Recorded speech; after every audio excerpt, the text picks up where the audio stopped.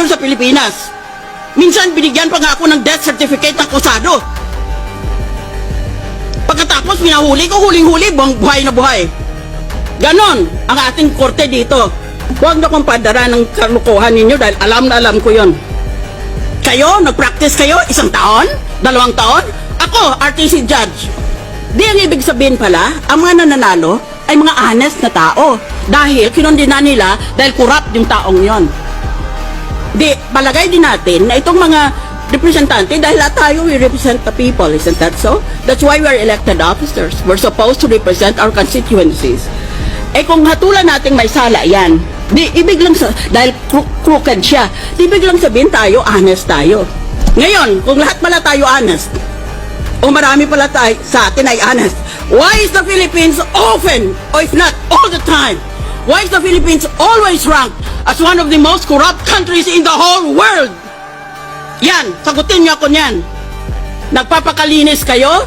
Aba kung malinis pala ang mga opisyalis natin at malinis pala sa buong bansa, eh bakit palagi tayong nililista ng Transparency International as one of the most corrupt countries in the world? Magtitingnan tayo? Sino kaya dito? Yan ang unang punto ko. Pangalawa, tumigil na kayo ng kapapangkapan nyo, mga artista. Merong mga politiko na alam natin kung anong loopholes nila sa SALN. Deposito ang sinasabi ng batas, pagkatapusan ng Disyembre, katapusan ng taon, magdeklara ka kung magkanong pera mo sa bangko. Hindi ba gini-withdraw nila pera nila sa buwan na Nobyembre o Disyembre para pag naglagay sila, pag nag-file sila ng SALN nila, wala nga silang deposito. O kaya meron lang sila ng couple of thousands. Kasi withdraw nila eh. Pag Enero, i-deposit nila uli. Taong bayan, kayo ang magtestigo. Yan. Ba't hindi natin habulin yung ganon? Pangalawa, palusot.